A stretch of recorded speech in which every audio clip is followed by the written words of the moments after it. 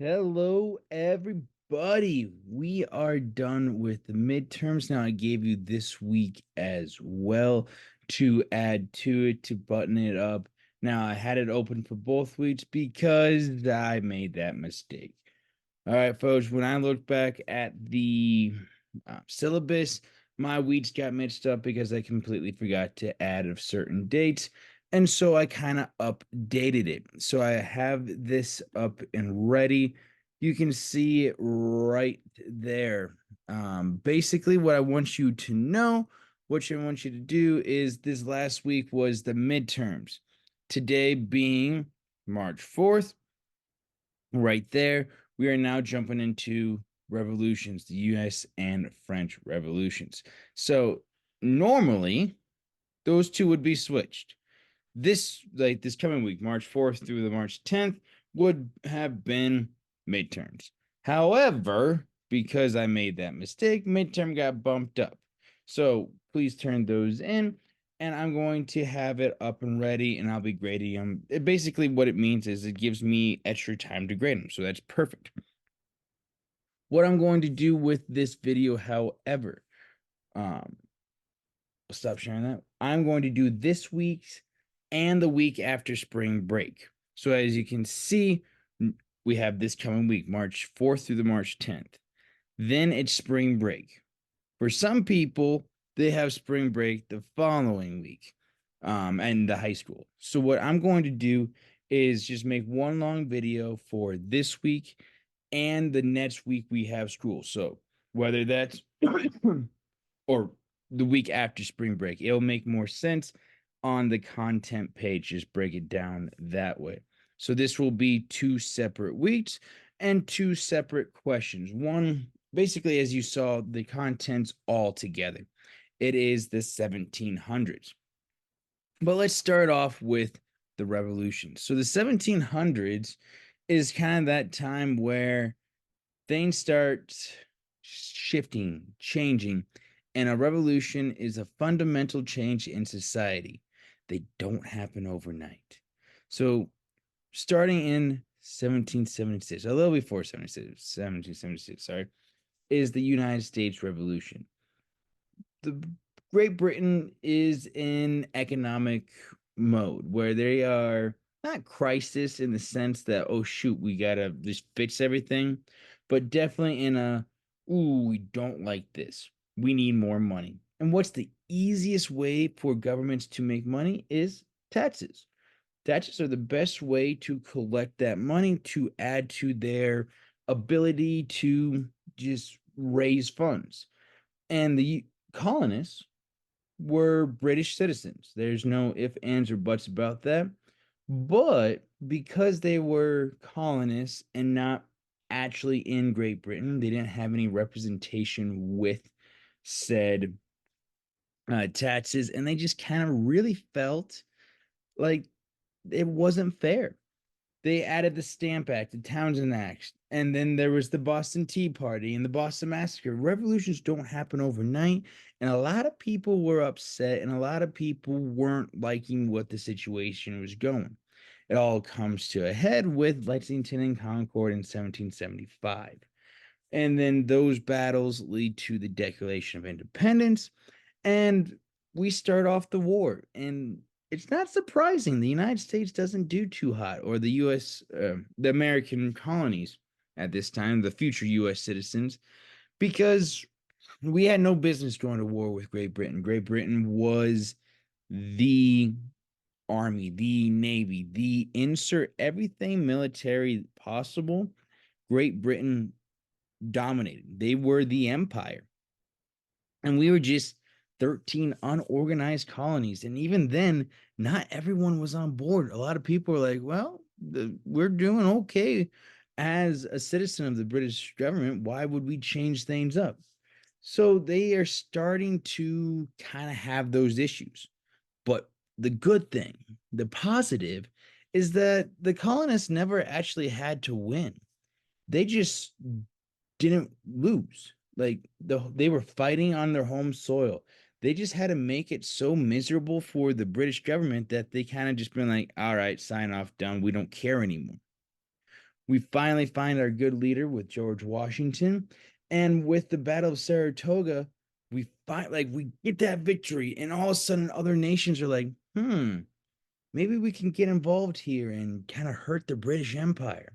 And who would love to hurt the British every time in history? That's the French.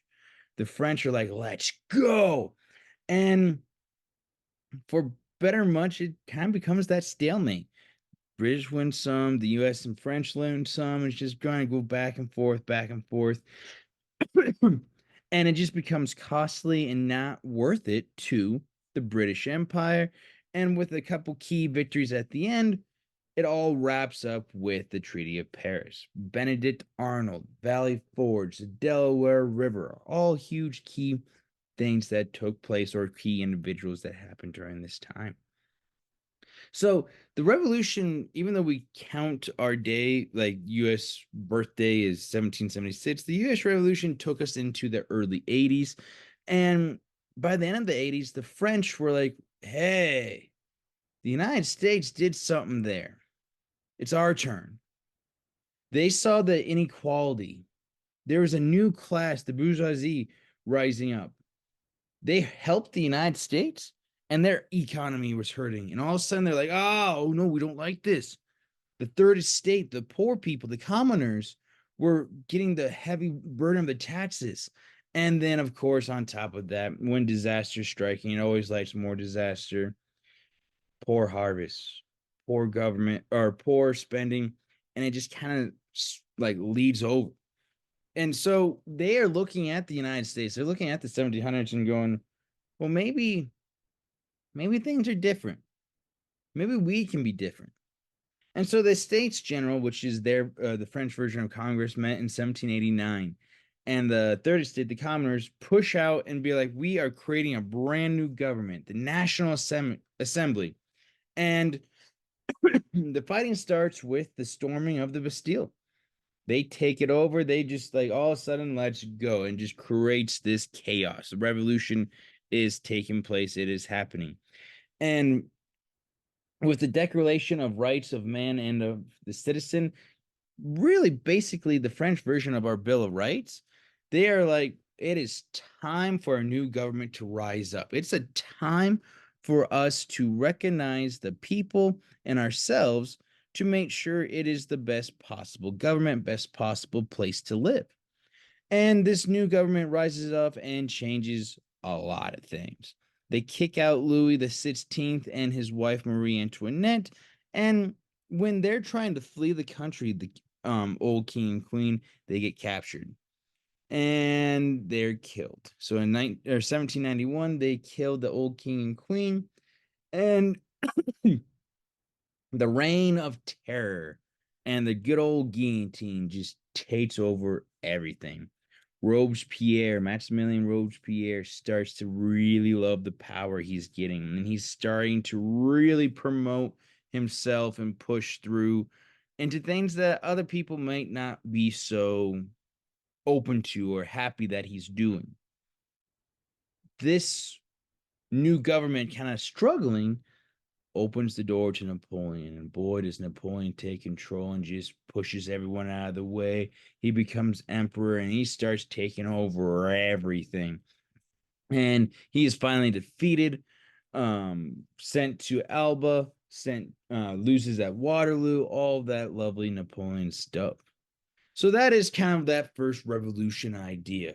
And where do they kind of come from? It's the 1700s of the new ideas with just kind of some of the key events were the War of Succession. King Charles II dies, and he doesn't have a clear heir. So who's next? Originally, it was this dude named Philip, but with Philip aligning very closely to the French at the time, remember this was way before the revolutions. England and others are like, ooh, we don't like that. They don't like countries teaming up against them. And so war breaks out, and years it takes place. And finally, the Treaty of Utrecht in 1713 ends it all. And Charles does get his throne, but that gives more territory to the British. Hence, kind of where the colonies are starting to get their new ideas and new found kind of like, we want this, we want that. Fun event in 1740, Alaska is discovered. And kind of like the big lead up, I mentioned it when we talk about the uh, U.S. Revolution, is the 7 Years' War, or AKA French and Indian War. There's two kind of parts to it. But the French were trying to expand in North America. They were getting closer to British colonies. They were getting closer to different Native Americans. They were kind of promoting France, which made sense. And then because they were getting closer, it kind of allowed the British citizens, British colonies to be like, we got to defend ourselves. We got to push back. And war breaks out, allowing British to take control of Canada and France. And France had to just keep moving west. And they had the Louisiana Territory that we finally purchased from Napoleon. Ben Franklin gets his huge name through here. Tsar Catherine takes over in Russia, and many, many more. So we've got the next 2 weeks, just the 1700s in general. One, just a fun event, and the other one's kind of talking about the two major revolutions. When you look at the 2 weeks content that I will be posting here shortly, all I really need you to do is answer those questions. I'll leave them in the discussion post. I'll pop up right there, and that'll just be clear for you to answer. If you have any questions or need any help, feel free to ask. Otherwise, good luck.